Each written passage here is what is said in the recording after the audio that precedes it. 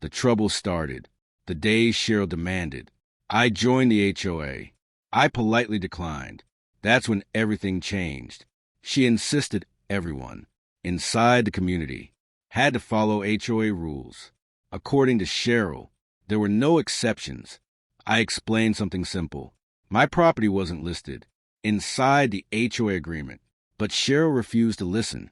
Instead of checking records, she called the sheriff's office. She wanted deputies to force compliance. 20 minutes later, the deputies arrived. Cheryl smiled confidently, certain she was about to win. The deputies listened first. Then they examined every document I brought, and their expressions changed. The map showed ownership boundaries, not assumptions, not opinions, actual county records. For several minutes, nobody spoke. The deputies compared records and found something unexpected. The clubhouse parcel was highlighted first, then the access road, then several nearby lots. That's when Cheryl learned. The problem wasn't me.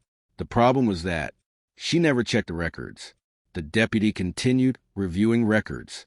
One parcel after another appeared. The ownership trail was clear, and it all pointed to the same name. The first surprise was the clubhouse itself.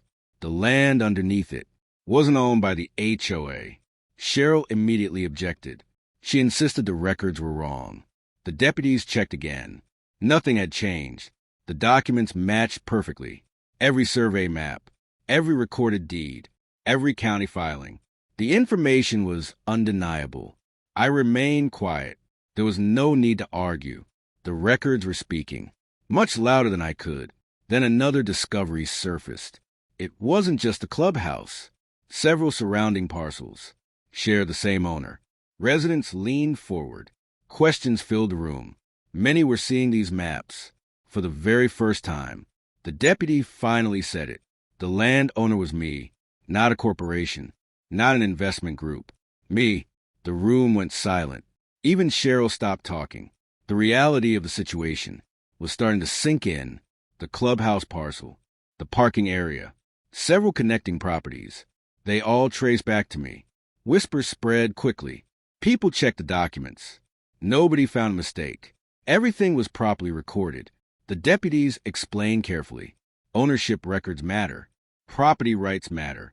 And assumptions don't change either. Then Cheryl understood. The person she'd tried to control was actually the owner of land the HOA depended on. For years, nobody paid attention to the ownership records. Now everyone was reading them. By the end of the meeting, the story had completely changed. The HOA hadn't discovered a rule breaker. They had discovered their landlord. The emergency meeting continued. Board members looked nervous. For the first time, they realized how serious the situation was. Every document pointed to the same conclusion. The clubhouse operated on land the HOA didn't own, and everyone knew it now. Residents demanded answers. Why hadn't the board checked? Why were they only learning this now? The room filled with difficult questions.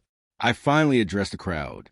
I explained that every purchase had been completed legally and recorded publicly for years.